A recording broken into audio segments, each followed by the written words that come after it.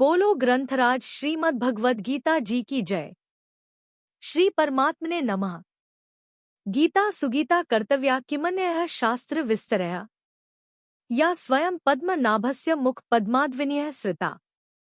अथ ध्यानम्। शांताकारं भुजग शयनं पद्मनाभं सुरेशं विश्व आधारं गगन सदृशं मेघवर्णं शुभांगम् लक्ष्मीकांत कमल नयन योगिभिः ध्यान गम्यम वंदे विष्णु भव भयहरम सर्व लोकैकनाथम। यम ब्रह्मा वरुणेन्द्र रुद्रमृतः स्तुन्वन्ति दिव्यैः स्तवैर्वेदैः सांग पद क्रमोपनिषदे गायन्ति यं सामगाः। ध्यान अवस्थित तद्गतेन मनसा पश्यन्ति य योगिनो यस्यान्तं न विदुः सुर असुरगणा देवाय तस्मै नमः। वसुदेव सुतं देव कंस चाणूर मर्दनम देवकी परमानंदम कृष्ण वंदे जगद्गुरुम। नमस्कार दोस्तों, श्रीमद् भगवद गीता के तीसरे अध्याय की हमारी चर्चा में आपका स्वागत है।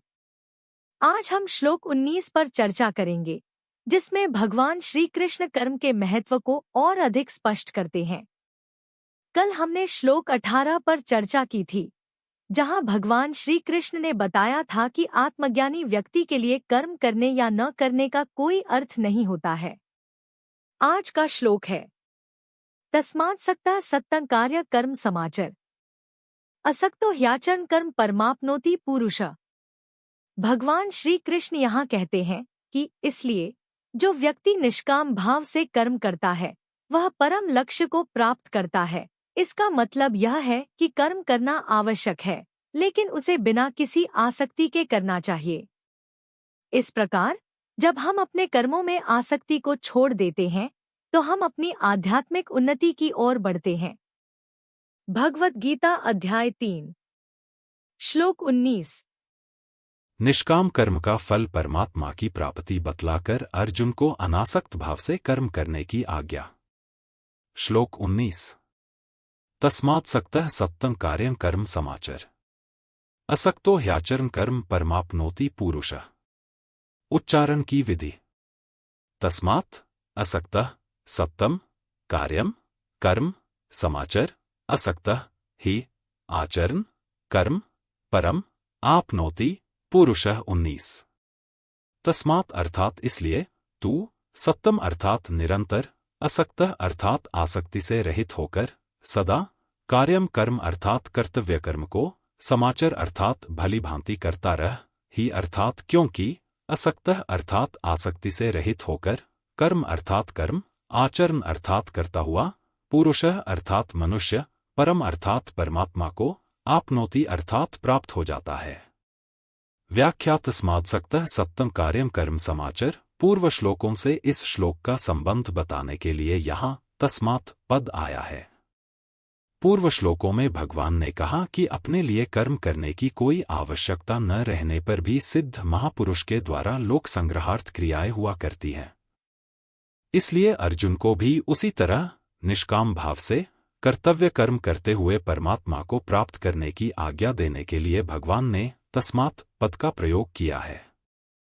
कारण कि अपने स्वरूप स्व के लिए कर्म करने और न करने से कोई प्रयोजन नहीं है। कर्म सदैव पर दूसरों के लिए होता है, स्व के लिए नहीं। अतः दूसरों के लिए कर्म करने से कर्म करने का राग मिट जाता है और स्वरूप में स्थिति हो जाती है। अपने स्वरूप से विजातीय जड़ पदार्थों के प्रति आकर्षण को आसक्ति कहते हैं। आसक्तिरहित होने के लिए आसक्ति के कारण को जानना आवश्यक है। मैं शरीर हूं और शरीर मेरा है, ऐसा मानने से शरीरादि नाशवान पदार्थों का महत्व अंतःकरण में अंकित हो जाता है। इसी कारण उन पदार्थों में आसक्ति हो जाती है। आसक्ति ही पतन करने वाली है, कर्म नहीं। आसक्ति के कारण ही मनुष्य शरीर, इंद्रियां, मन, बुद्धि आदि जड़ पदार्थों से अपना संबंध मानकर अपने आराम, सुख भोग के लिए तरह तरह के कर्म करता है। इस प्रकार जड़ता से आसक्ति पूर्वक माना हुआ संबंध ही मनुष्य के बारंबार जन्म मरण का कारण होता है। कारणम गुण संगोस्य सत्सद्यो निजन्मसु। गीता 13:21।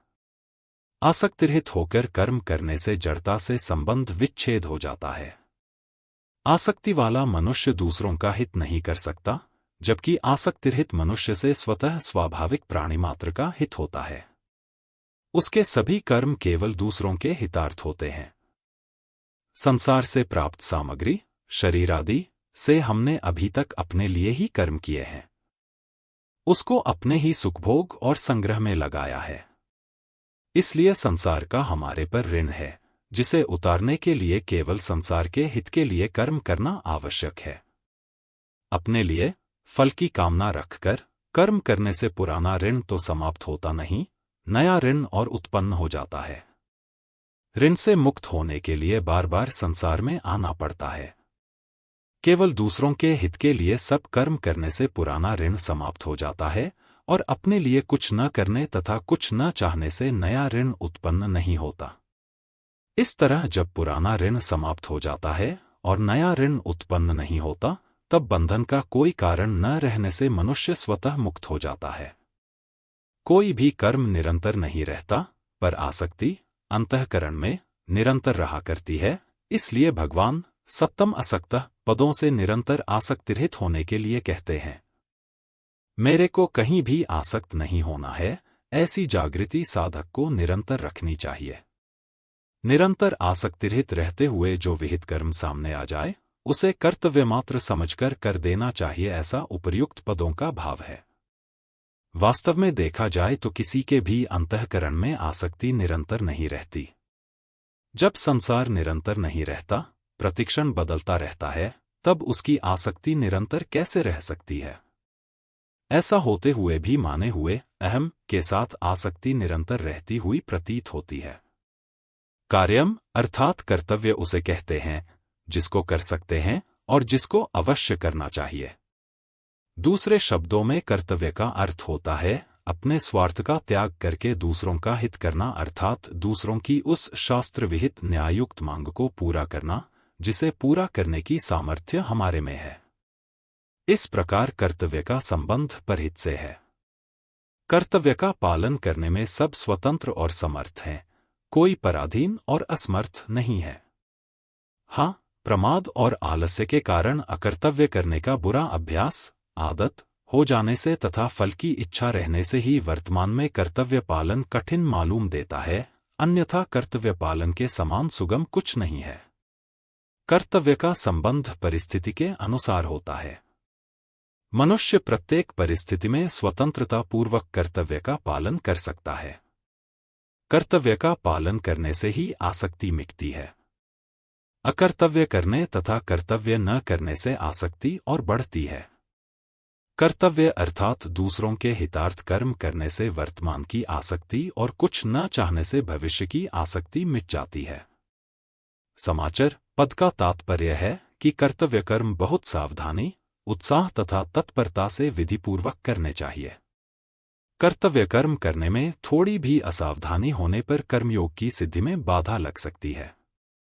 वर्ण, आश्रम, प्रकृति, स्वभाव और परिस्थिति के अनुसार जिस मनुष्य के लिए जो शास्त्र विहित कर्तव्य कर्म बताया गया है, अवसर प्राप्त होने पर उसके लिए वही सहज कर्म है।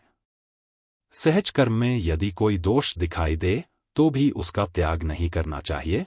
गीता 18वें अध्याय का 48वां श्लोक, क्योंकि सहज कर्म को करता हुआ मनुष्य पाप को प्राप्त नहीं होता। गीता 18वें अध्याय का 47वां श्लोक। इसीलिए यहाँ भगवान अर्जुन को मानो यह कह रहे हैं कि तू क्षत्रिय है, अतः युद्ध करना घोर दिखने पर भी तेरा सहज कर्म है, घोर कर्म नहीं। अतः सामने आए हुए सहज कर्म को अनासक्त होकर कर देना चाहिए। अनासक्त होने पर ही समता प्राप्त होती है। विशेष बात, जब जीव मनुष्य योनि में जन्म लेता है तब उसको शरीर, धन, जमीन, मकान आदि सब सामग्री मिलती है, और जब वह यहाँ से जाता है तब सब सामग्री यहीं छूट जाती है। इस सीधी सादी बात से यह सहज ही सिद्ध होता है कि शरीर आदि सब सामग्री मिली हुई है, अपनी नहीं है। जैसे मनुष्य काम करने के लिए किसी कार्यालय, ऑफिस में जाता है तो उसे कुर्सी, मेज, कागज आदि सब सामग्री कार्यालय का काम करने के लिए ही मिलती है, अपनी मांग कर घर ले जाने के लिए नहीं। ऐसे ही मनुष्य को संसार में शरीर आदि सब सामग्री संसार का काम, सेवा करने के लिए ही मिली है, अपनी मानने के लिए नहीं। मनुष्य तत्परता और उत्साहपूर्वक कार्यालय का काम करता है तो उस काम के बदले में उसे वेतन मिलता है। काम कार्यालय के लिए होता है और वेतन अपने लिए।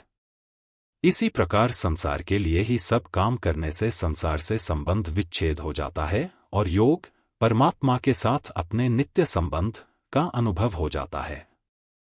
कर्म और योग दोनों मिलकर कर्मयोग कहलाता है। कर्म संसार के लिए होता है और योग अपने लिए। यह योग ही मानव वेतन है। संसार साधन का क्षेत्र है। यहां प्रत्येक सामग्री साधन के लिए मिलती है, भोग और संग्रह के लिए कदापि नहीं। सांसारिक सामग्री अपनी और अपने लिए है ही नहीं। अपनी वस्तु परमात्म तत्व मिलने पर फिर अन्य किसी वस्तु को पाने की इच्छा नहीं रहती। गीता 6 अध्याय का 22वां श्लोक। परंतु सांसारिक वस्तुएं चाहे जितनी प्राप्त हो जाए, पर उन्हें पाने की इच्छा कभी मिटती नहीं, प्रत्युत और बढ़ती है। जब मनुष्य मिली हुई वस्तु को अपनी और अपने लिए मान लेता है, तब वह अपनी इस भूल के कारण बंध जाता है। इस भूल को मिटाने के लिए कर्मयोग का अनुष्ठान ही सुगम और श्रेष्ठ उपाय है। कर्मयोगी किसी भी वस्तु को अपनी और अपने लिए न मानते हुए उसे दूसरों की सेवा में उन्हीं की मानकर लगाता है। अतः वह सुगमतापूर्वक संसार बंधन से मुक्त हो जाता है। कर्म तो सभी प्राणी किया करते हैं, पर साधारण प्राणी और कर्मयोगी द्वारा किए गए कर्मों में बड़ा भारी अंतर होता है। साधारण मनुष्य कर्मी आसक्ति, ममता, कामना आदि को साथ रखते हुए कर्म करता है और कर्मयोगी आसक्ति, ममता, कामना आदि को छोड़कर कर्म करता है। कर्मी के कर्मों का प्रवाह अपनी तरफ होता है और कर्मयोगी के कर्मों का प्रवाह संसार की तरफ। इसलिए कर्मी बंधता है और कर्मयोगी मुक्त होता है। असक्तो ह्याचरण कर्म, मनुष्य ही आसक्तिपूर्वक संसार से अपना संबंध जोड़ता है, संसार नहीं। अतः मनुष्य का कर्तव्य है कि वह संसार के हित के लिए ही सब कर्म करे और बदले में उनका कोई फल न चाहे। इस प्रकार आसक्तिरहित होकर अर्थात मुझे किसी से कुछ नहीं चाहिए, इस भाव से संसार के लिए कर्म करने से संसार से स्वतः संबंध विच्छेद हो जाता है।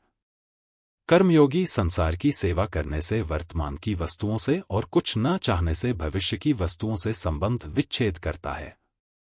मेले में स्वयंसेवक अपना कर्तव्य समझकर दिन भर यात्रियों की सेवा करते हैं और बदले में किसी से कुछ नहीं चाहते, अतः रात्रि में सोते समय उन्हें किसी की याद नहीं आती।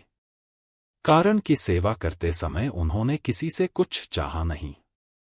इसी प्रकार जो सेवा भाव से दूसरों के लिए ही सब कर्म करता है और किसी से मान, बड़ाई आदि कुछ नहीं चाहता, उसे संसार की याद नहीं आती। वह सुगमतापूर्वक संसार बंधन से मुक्त हो जाता है। कर्म तो सभी किया करते हैं, पर कर्मयोग तभी होता है जब आसक्तिरहित होकर दूसरों के लिए कर्म किए जाते हैं। आसक्ति शास्त्र विहित कर्तव्य कर्म करने से ही मिट सकती है। धर्म ते बिरति, मानस 3:16। 1.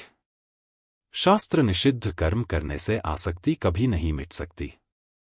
परमाप्नोति पुरुषा, जैसे 13वें अध्याय के 34वें श्लोक में भगवान ने परम पद से सांख्ययोगी के परमात्मा को प्राप्त होने की बात कही, ऐसे ही यहाँ परम पद से कर्मयोगी के परमात्मा को प्राप्त होने की बात कहते हैं। तात्पर्य यह है कि साधक रुचि, विश्वास और योग्यता के अनुसार किसी भी मार्ग, कर्मयोग, ज्ञानयोग या भक्तियोग पर क्यों न चले, उसके द्वारा प्राप्तव्य वस्तु एक परमात्मा ही है। गीता 5वें अध्याय का 4-5वां श्लोक। प्राप्तव्य तत्व वही हो सकता है जिसकी प्राप्ति में विकल्प, संदेह और निराशा न हो तथा जो सदा हो, सब देश में हो, सब काल में हो, सभी के लिए हो, सबका अपना हो और जिस तत्व से कोई कभी किसी अवस्था में किंचन मात्र भी अलग न हो सके, अर्थात जो सबको सदा अभिन्न रूप से स्वतः प्राप्त हो। शंका कर्म करते हुए कर्मयोगी का कर्तृत्वाभिमान कैसे मिट सकता है? क्योंकि कर्तृत्वाभिमान मिटे बिना परमात्म तत्व का अनुभव नहीं हो सकता। समाधान साधारण मनुष्य सभी कर्म अपने लिए करता है। अपने लिए कर्म करने से मनुष्य में कर्तृत्वाभिमान रहता है। कर्मयोगी कोई भी क्रिया अपने लिए नहीं करता। वह ऐसा मानता है कि संसार से शरीर, इंद्रियां, मन, बुद्धि, पदार्थ, रुपए आदि जो कुछ सामग्री मिली है वह सब संसार की ही है, अपनी नहीं। जब कभी अवसर मिलता है तभी वह सामग्री, समय, सामर्थ्य आदि को संसार की सेवा में लगा देता है। उनको संसार की सेवा में लगाते हुए कर्मयोगी ऐसा मानता है कि संसार की वस्तु ही संसार की सेवा में लगा रहा हूं, अर्थात सामग्री, समय, सामर्थ्य आदि उन्हीं के हैं जिनकी सेवा हो रही है। ऐसा मानने से कर्तृत्वाभिमान नहीं रहता। कर्तृत्व में कारण है भोक्तृत्व। कर्मयोगी भोग की आशा रखकर कर्म करता ही नहीं। भोग की आशा वाला मनुष्य कर्मयोगी नहीं होता। जैसे अपने हाथों से अपना ही मुख धोने पर यह भाव नहीं आता कि मैंने बड़ा उपकार किया है, क्योंकि मनुष्य हाथ और मुख दोनों को अपने ही अंग मानता है, ऐसे ही कर्मयोगी भी शरीर को संसार का ही अंग मानता है। अतः यदि अंग ने अंगी की ही सेवा की है तो उसमें कर्तृत्वाभिमान कैसा? यह नियम है कि मनुष्य जिस उद्देश्य को लेकर कर्म में प्रवृत्त होता है, कर्म के समाप्त होते ही वह उसी लक्ष्य में तल्लीन हो जाता है। जैसे व्यापारी धन के उद्देश्य से ही व्यापार करता है तो दुकान बंद करते ही उसका ध्यान स्वतः रुपयों की ओर जाता है और वह रुपए गिनने लगता है। उसका ध्यान इस ओर नहीं जाता कि आज कौन कौन ग्राहक आए, किस किस जाति के आए, आदि आदि। कारण कि ग्राहकों से उसका कोई प्रयोजन नहीं। संसार का उद्देश्य रखकर कर्म करने वाला मनुष्य संसार में कितना ही तल्लीन क्यों न हो जाए, पर उसकी संसार से एकता नहीं हो सकती, क्योंकि वास्तव में संसार से एकता है ही नहीं। संसार प्रतिक्षण परिवर्तनशील और जड़ है, जबकि स्वयं अपना स्वरूप अचल और चेतन है। परंतु परमात्मा का उद्देश्य रखकर कर्म करने वाले की परमात्मा से एकता हो ही जाती है, चाहे साधक को इसका अनुभव हो या न हो, क्योंकि स्वयं की परमात्मा के साथ स्वतः सिद्ध तात्विक एकता है। इस प्रकार जब कर्ता कर्तव्य बनकर अपने उद्देश्य परमात्म तत्व के साथ एक हो जाता है, तब कर्तृत्वाभिमान का प्रश्न ही नहीं रहता। कर्मयोगी जिस उद्देश्य परमात्म तत्व की प्राप्ति के लिए सब कर्म करता है, उस परमात्म तत्व में कर्तृत्वाभिमान अथवा कर्तृत्व कर्तापन नहीं है। अतः प्रत्येक क्रिया के आदि और अंत में उस उद्देश्य के साथ एकता का अनुभव होने के कारण कर्मयोगी में कर्तृत्वाभिमान नहीं रहता। प्राणिमात्र के द्वारा किए हुए प्रत्येक कर्म का आरंभ और अंत होता है। कोई भी कर्म निरंतर नहीं रहता, अतः किसी का भी कर्तृत्व निरंतर नहीं रहता। प्रत्युत कर्म का अंत होने के साथ ही कर्तृत्व का भी अंत हो जाता है। परंतु मनुष्य से भूल यह होती है कि जब वह कोई क्रिया करता है तब तो अपने को उस क्रिया का कर्ता मानता ही है, पर जब उस क्रिया को नहीं करता तब भी अपने को वैसा ही कर्ता मानता रहता है। इस प्रकार अपने को निरंतर कर्ता मानते रहने से उसका कर्तृत्वाभिमान मिटता नहीं, प्रत्युत दृढ़ होता है। जैसे कोई पुरुष व्याख्यान देते समय तो वक्ता व्याख्यानदाता होता है, पर जब दूसरे समय में भी वह अपने को वक्ता मानता रहता है तब उसका कर्तृत्वाभिमान नहीं मिटता। अपने को निरंतर व्याख्यानदाता मानने से ही उसके मन में यह भाव आता है कि श्रोता मेरी सेवा करें, मेरा आदर करें, मेरी आवश्यकताओं की पूर्ति करें, और मैं इन साधारण आदमियों के पास कैसे बैठ सकता हूं, मैं यह साधारण काम कैसे कर सकता हूं, आदि। इस प्रकार उसका व्याख्यान रूप कर्म के साथ निरंतर संबंध बना रहता है। इसका कारण है व्याख्यान रूप कर्म से धन, मान, बढ़ाई, आराम आदि कुछ न कुछ पाने का भाव होना। यदि अपने लिए कुछ भी पाने का भाव न रहे तो कर्तापन केवल कर्म करने तक ही सीमित रहता है और कर्म समाप्त होते ही कर्तापन अपने उद्देश्य में लीन हो जाता है। जैसे मनुष्य भोजन करते समय ही अपने को उसका भोक्ता अर्थात भोजन करने वाला मानता है, भोजन करने के बाद नहीं, ऐसे ही कर्मयोगी किसी क्रिया को करते समय ही अपने को उस क्रिया का कर्ता मानता है, अन्य समय नहीं। जैसे कर्मयोगी व्याख्यानदाता है और लोगों में उसकी बहुत प्रतिष्ठा है, परंतु कभी व्याख्यान सुनने का काम पड़ जाए तो वह कहीं भी बैठकर सुगमतापूर्वक व्याख्यान सुन सकता है। उस समय उसे न आदर की आवश्यकता है, न ऊंचे आसन की, क्योंकि तब वह अपने को श्रोता मानता है, व्याख्यानदाता नहीं। कभी व्याख्यान देने के बाद उसे कोई कमरा साफ करने का काम प्राप्त हो जाए तो वह उस काम को वैसी ही तत्परता से करता है जैसी तत्परता से वह व्याख्यान देने का कार्य करता है। उसके मन में थोड़ा भी यह भाव नहीं आता कि इतना बड़ा व्याख्यानदाता होकर मैं यह कमरा सफाई का तुच्छ काम कैसे कर सकता हूं। लोग क्या कहेंगे, मेरी इज्जत धूल में मिल जाएगी इत्यादि।